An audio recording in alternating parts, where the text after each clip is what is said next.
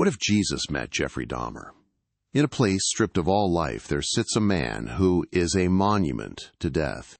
His kingdom is not built of gold or stone, but of cold concrete and steel bars, a minimalist tomb for a soul already buried.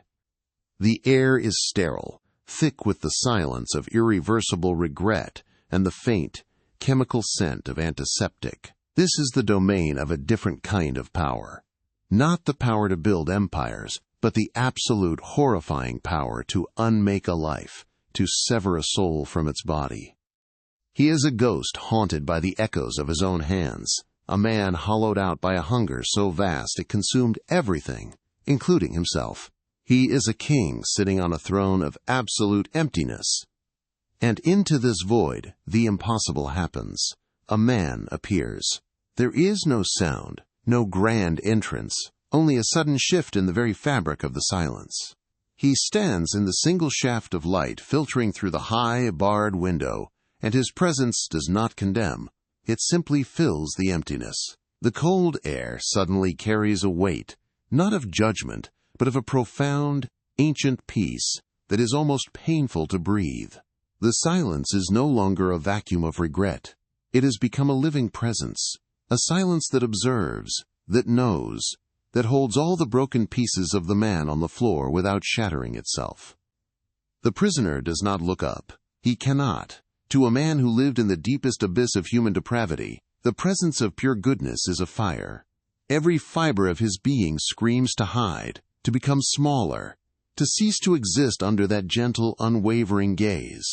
The core of his monstrous tragedy was a simple, twisted desire, a whisper in his soul that became a destructive roar. He just didn't want them to leave. A desperate, pathetic plea for connection that he perverted into consumption.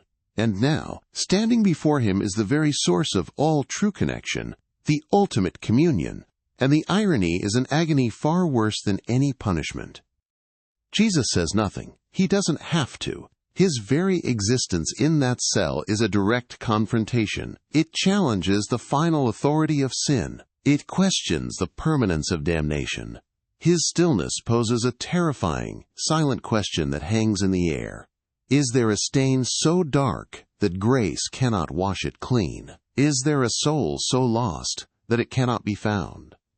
The battle has not yet begun with a word, but the foundations of hell, built within one man's heart, are already beginning to tremble. If this encounter already makes you think, then subscribe now to this channel, because here, the power of heaven confronts the thrones of earth.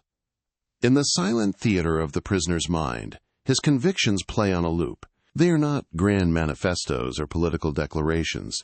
They are the desperate, rotten axioms of a soul that has declared war on loneliness. His central belief was a horrifyingly simple one. To truly possess another, to ensure they would never leave, one had to unmake them. He sought to create a perfect companion, a living doll, a will-less being entirely subject to his own. This was his dark theology, the perverted scripture he wrote in blood and bone. He wasn't building an empire. He was trying to build a person who couldn't walk away, a monument to a connection so absolute it required the annihilation of the other. This philosophy was his life's work. He saw personhood not as a sacred thing to be honored, but as an obstacle to be dismantled. The free will of another was a threat, a ticking clock counting down to the moment of inevitable abandonment. His solution, whispered in the deepest, most broken part of him, was to become a god of his own small, horrifying creation. He pursued the power to hollow out a soul and keep the body, to have the form of a person without the risk of their humanity.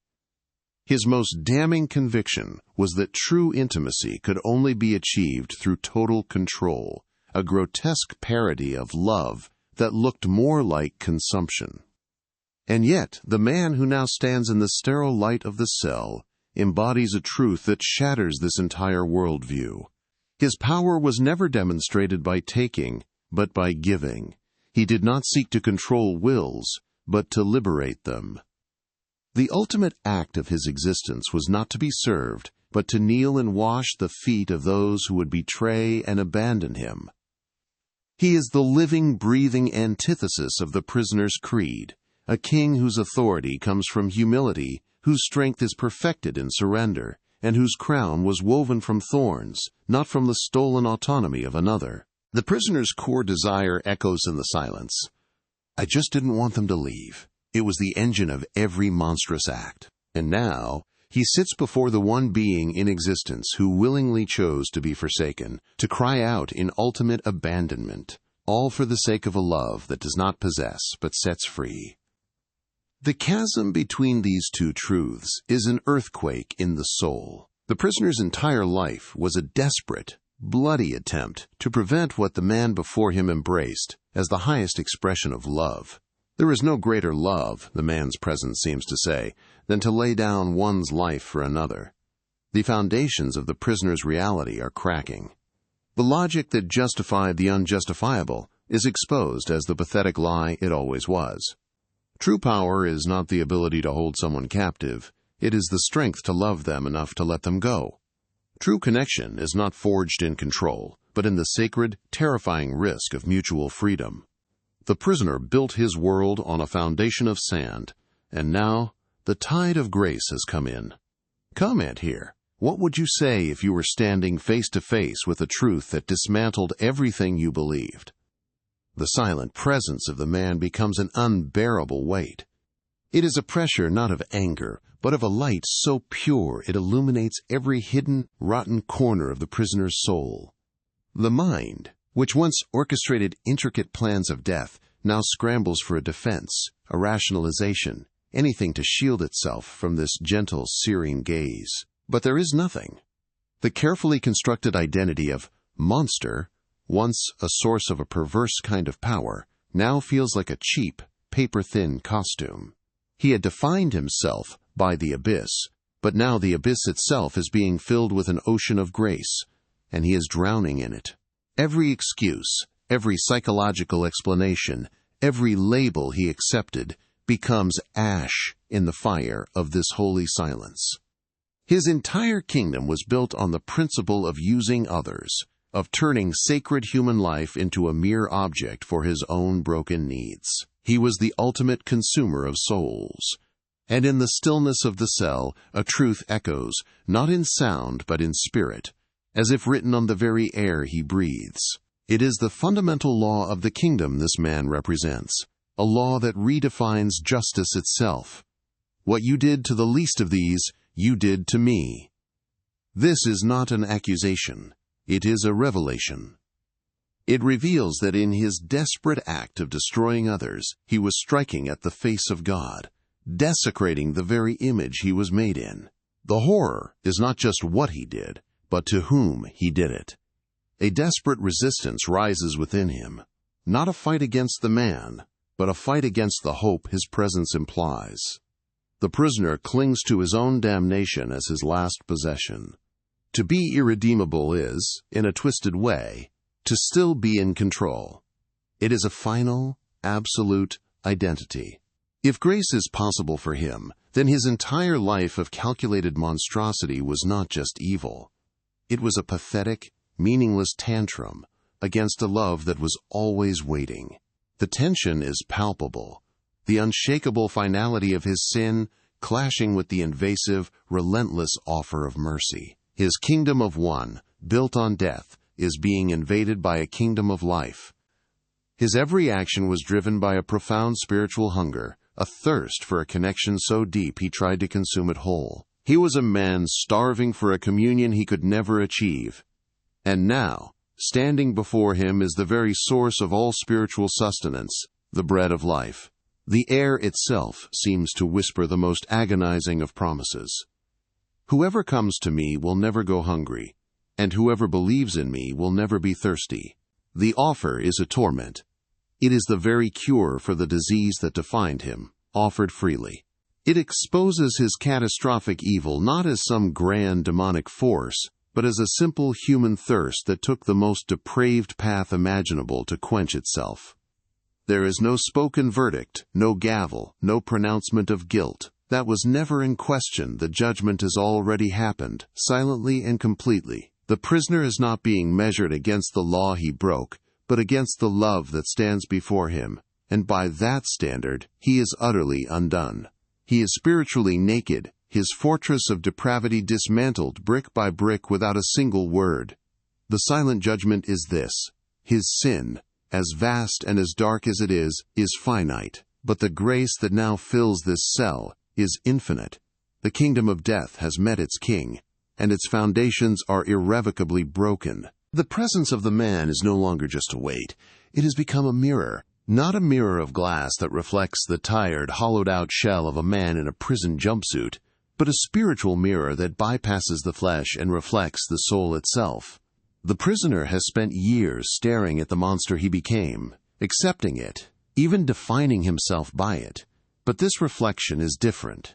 It doesn't show him the monster. It shows him the faint, almost imperceptible outline of the man he was supposed to be. It reflects the sacred blueprint, the original design, now horrifically scarred and defaced by his own hand. For the first time, he is not seeing his sin, he is seeing the goodness he destroyed. His entire life was an act of desecration, a war against the sanctity of the other. And now, the truth of that war is laid bare, not as a crime against humanity, but as a crime against God himself. The air seems to vibrate with an ancient, foundational truth. So God created mankind in his own image. In the image of God, he created them. This is the spiritual mirror's revelation. Every life he took was not just a body, but a living icon, a sacred vessel, carrying the divine spark. In his desperate attempt to possess and control, he was not just a murderer. He was an idol smasher, tearing down the very image of the Creator in his most beloved creation. The prisoner's mind recoils. He tries to cling to his identity as a monster, the one truth he has left. To be irredeemably evil is a kind of finality, a stable foundation in an abyss of chaos. He has accepted his damnation. It is his. But this silent reflection offers a possibility far more terrifying than hell. The possibility that he was wrong about his own worthlessness. The armor he built from his sins was meant to protect him from judgment, but it offers no defense against grace. He believed he was a creature of the darkness. But the man's presence insists he was created for the light, making his choices not just monstrous, but tragic. Memories now flash, not of the gruesome acts themselves, but of the moments just before, the flicker of life in his victim's eyes, the humanity he chose to extinguish. Each memory is now overlaid with this new, unbearable truth. He was not just ending a life. He was silencing a soul made for communion with the very presence that now stands before him. A second truth echoes in the silence, a promise that feels like a curse. Therefore, if anyone is in Christ, the new creation has come. The old has gone. The new is here. The offer to be remade is an agony, because it forces him to fully comprehend the magnitude of what he unmade. The armor of his monstrosity begins to crack. The reflection is too pure, too honest. To see what he could have been, to see the divine image he was given, is a pain that eclipses any punishment the world could devise. He is being forced to look past the demon he became and see the broken angel within. It is an unbearable mercy. The spiritual mirror does not condemn him. It simply shows him the truth of his own origin, and in doing so reveals the true depth of his fall. And you? Would you have the courage to look inside if you were in front of Jesus? Comment here below. The climax is not a storm of fire and brimstone. It is an unbearable, crushing silence.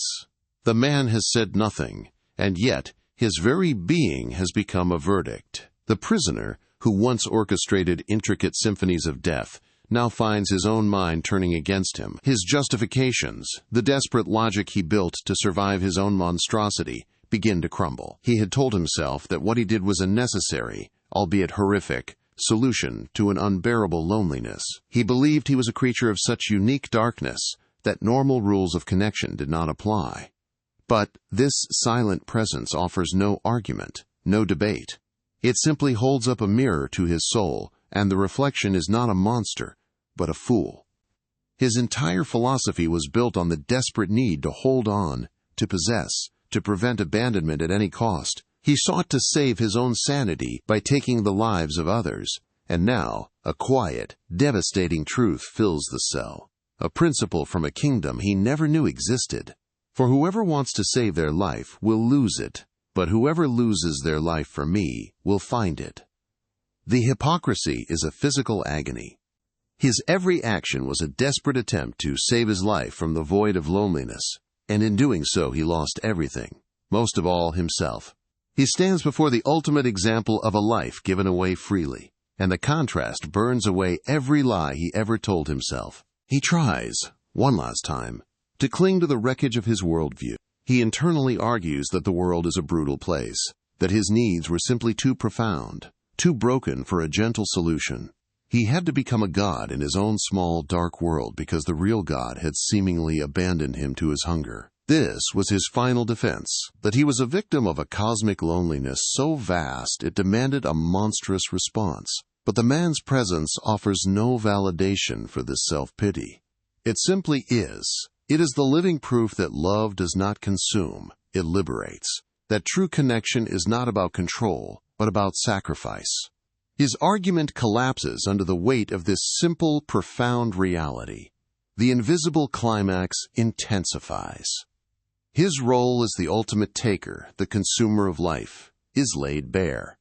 He was the thief who came only for one purpose. The air vibrates with another truth, a direct counterpoint to his life's work. The thief comes only to steal and kill and destroy. I have come that they may have life, and have it to the full. He was the thief. He stole breath, futures, and the sacred spark of humanity from others to fill a hole within himself. And the man before him is the giver, the source of the very life he so cavalierly extinguished. The chasm between these two realities is absolute. He is not just a sinner. He is the antithesis of the divine purpose. The ideological armor, forged in the fires of depravity and self-justification, shatters into a million pieces. There is no monster to hide behind, no complex psychological theory to offer as an excuse. There is only a man, stripped bare, standing in the presence of absolute love and realizing the true scale of his failure. It is not a failure against law, but against grace. The climax is this: the silent, horrifying, and yet merciful realization of what he was created to be versus what he chose to become. The tension does not break with a shout, but with the silent fall of a man to his knees. And you? Would you have the courage to look inside if you were standing before Jesus? Comment here below. The fall is complete. The man who was a monument to death is now just a man on his knees, broken on the concrete floor. The silence in the cell has changed its texture once more. It is no longer a mirror reflecting his sin, nor a weight crushing his pride. It is now a solvent, dissolving the very identity he had clung to. The label of monster, once a shield and a dark crown, melts away under the gentle, persistent heat of grace. All that is left is the raw, exposed wound of a soul, stripped of its final defense. He is no longer an archetype of evil. He is simply a man who chose evil, and that distinction is the most profound agony of all. His internal logic, the desperate philosophy that justified the unjustifiable, lies in ruins. He had believed his hunger for connection was so uniquely profound, so pathologically deep, that it demanded a monstrous solution. He saw himself as a victim of a cosmic abandonment that forced his hand. But the man's presence offers no room for such self-pity. In the quiet of the cell, an ancient truth dismantles this final excuse. My grace is sufficient for you, for my power is made perfect in weakness. He had seen his weakness as a curse to be overcome with horrific acts of power, but it was always the one place where true strength could have been found. His entire life was a war against the very vulnerability that could have saved him. The memories return, but they are different now. He no longer sees the clinical details of his crimes, but feels the sacred weight of the life he extinguished. Each victim is no longer an object he failed to turn into a companion, but but a soul he tore from its purpose. The spiritual law of the universe becomes terrifyingly clear, echoing in the marrow of his bones. The wages of sin is death. It wasn't just the physical death he dealt, but the profound spiritual death he chose for himself, again and again, with every act of desecration. The consequence is no longer just guilt. It is a deep, resonant grief for the divine light he so deliberately and repeatedly snuffed out. This unblinking internal gaze is an torment he cannot escape. Every twisted reason, every dark justification now appears as a childish argument against an ocean of mercy. He had built a fortress of depravity to protect himself from the emptiness, but now he sees the fortress was the emptiness itself, a prison he had built and locked from the inside. The man before him holds the key, but has never forced the door, only stood and waited. The ultimate consequence is the realization that he was his own jailer, his own demon, his own god, and he failed at being all of them. And you? Would you have the courage to look inside if you were standing before Jesus? Comment here below. But in the ruins of his soul, something new begins. The death of his monstrous identity creates a vacuum, a holy emptiness, where the void of loneliness once reigned. It is the silence after a storm, a quiet clearing where something new can be planted. The presence of the man has not come only to tear down, it has come to prepare the ground. The consequence of this divine encounter is not merely the destruction of the old self, but the terrifying, miraculous possibility of a new one. The silence is no longer a verdict of damnation. It has become a womb, pregnant with the potential for a life he never knew was possible, a life born from total surrender. The man has not moved. He simply stands, a pillar of light and silence in a room that was once a monument to death. For the prisoner on the floor, the battle is over. His pride is gone, his justifications are ash. His identity as a monster has been dissolved by a mercy he never knew existed. The final act of this divine encounter is not about judgment, but about revelation. It is the quiet, terrifying moment when a soul, stripped of everything it used to hide behind, is finally shown the truth of its own nature. The silence is no longer an accusation or a mirror. It has become a classroom, and the lesson is about the radical, illogical, and scandalous nature of grace. A final, desperate argument flickers in the ruins of the prisoner's mind. It is the last bastion of his old self, the whisper of the ultimate victim. He tells himself that his loneliness was a unique form of hell, a hunger so profound and so ignored by the world that it had to be fed in a monstrous way. He wasn't born a demon. He was a man abandoned by God and humanity, left to his own devices in an abyss of need. This is his final plea, that his evil was not a choice, but a tragic, inevitable symptom of a wound too deep for any normal cure. He believes, in this last moment of resistance, that the world itself demanded this kind of horror from him. But this self-pity shatters against the truth that radiates from the man before him. It is a truth that needs no words, a spiritual law that supersedes all human excuses. It echoes in the very core of his being. God demonstrates his own love for us in this. While we were still sinners, Christ died for us. This is the final devastating blow. Grace was not waiting for him to be better. Love was not absent in his darkness. It was there, in the midst of his sin, in the heart of his monstrosity, offered freely and without condition.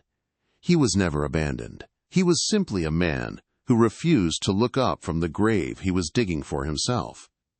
His entire life was a testament to the belief that he was unlovable, a creature beyond the reach of connection.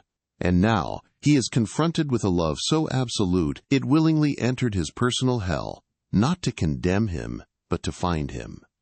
The final wall of his internal prison crumbles into dust. He is left with nothing but the unbearable, beautiful truth. He was never the exception to grace. He was its target. The love he killed to find was waiting for him the entire time. And you? Would you have the courage to look inside if you were standing before Jesus? Comment here below. The man's presence begins to fade, Not with a sound, but like light receding at dawn. The work is done. The seed of a new creation has been planted in the barren soil of a broken soul. The cell is still a cell, the bars are still on the window, but it is no longer a tomb. It is a garden, waiting for a resurrection. The ultimate message hangs in the air, a challenge to all who hear this story. If grace is powerful enough for the monster in this cell, who are we to declare anyone beyond its reach? While the world bows to the power of judgment, we choose to follow the truth of mercy. Subscribe so you don't miss the next confrontation between heaven and earth.